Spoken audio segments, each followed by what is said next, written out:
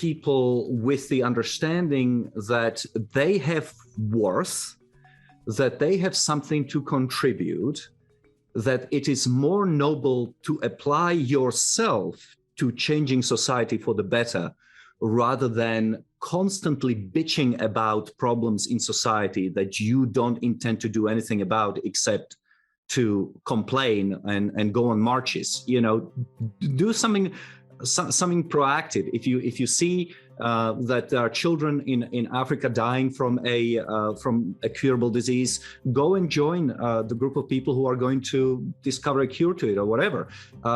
Or figure out how to, the bloody faculties of education. I've been thinking about this for like 10 years.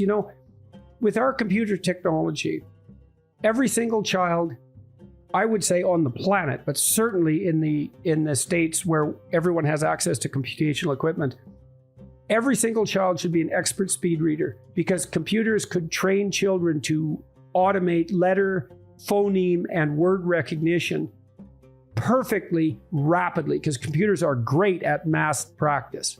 And if the faculties of education had an ounce of integrity, they would have been working diligently on the problem of getting children over that hump, because there's a hump in reading comprehension, because to begin with, like there is when you're learning how to play music, you have to automate letter recognition and syllable recognition and word recognition and then phrase recognition, so you get a phrase at a glance. As soon as you've got that, you can start to read for meaning. It's no longer effortful. And then as soon as you can read for meaning, of course, it's just as engaging as watching a movie, which people obviously don't have to be taught to do. And so there are all these problems that are laying out there in the world, and people have a set of problems that bug them that they could be working on fixing. And they have all this technology to fix it. It's like, that's what you want to do, is figure out what you think needs to be fixed, and then take all this wealth that you had put at your disposal and fix it, man. And then you got something to do with your life. And we could start with the proposition that it's good that you're around. How's that? You're not a cancer on the face of the planet, and you don't have to hang your head in shame because you're ruining everything. Quite the contrary. That's actually wrong. And I don't just mean wrong morally. I mean wrong in the sense you guys have pointed out. It's wrong technically. No, that's wrong. Those biologists got it wrong. Our innovation framework is, of course, embedded in a national culture. And let me say a few words about that. The cultures go through periods of tremendous openness to change, technological change. And technology, of course, manifests itself in great advances in biotechnology, industry, whatever, even education. But they can also ossify, close themselves off, and destroy themselves from within. A perfect example of that would be the difference between Song China and Ming China and the succeeding dynasties.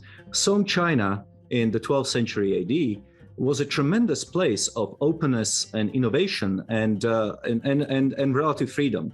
It was during that period that the Chinese have come up with paper money, the compass, gunpowder, and then the dynasty collapsed and it was replaced by a particularly tyrannical one, Ming and successor. And China went into a technological downward spiral in which it remained for the next 800 years. So the analogy to the United States, I think, would be that in the 1950s and the 1960s, there certainly was a tremendously forward-looking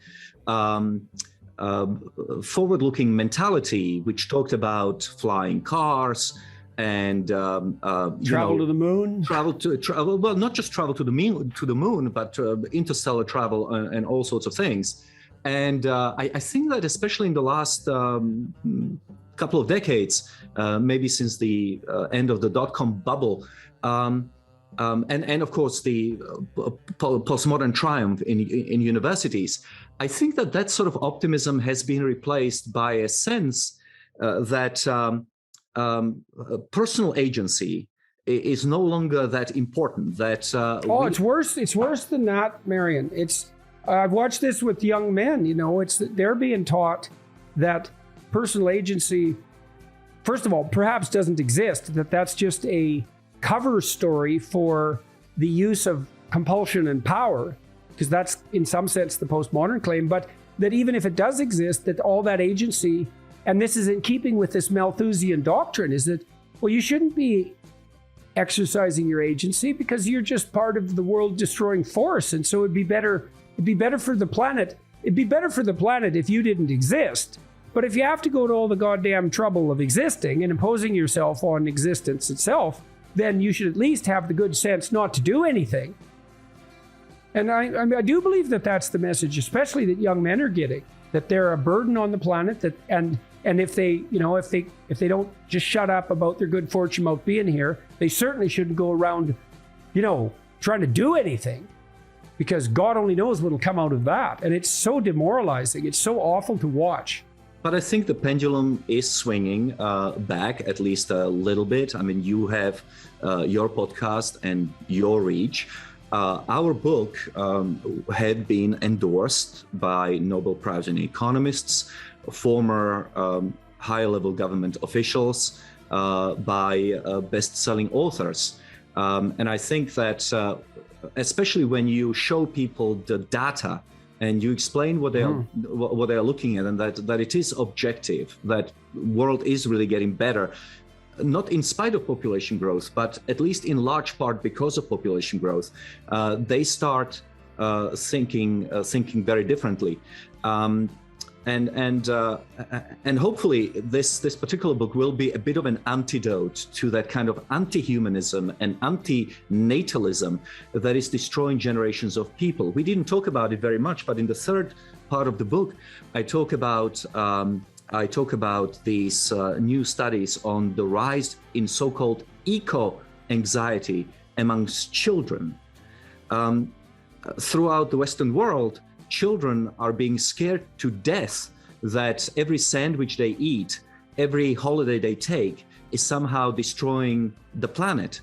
Psychologists are now seeing families who find it very difficult to cope with living in the modern world because they feel that their activity is destroying the planet. This antinatalist, anti-humanist view is deeply damaging, not just to the general future of our species, but to individual lives of men, women, and children in the world today. Yeah, it does nothing. Well, it also is counterproductive in relationship to the stated goals of the people producing the anxiety, because what happens to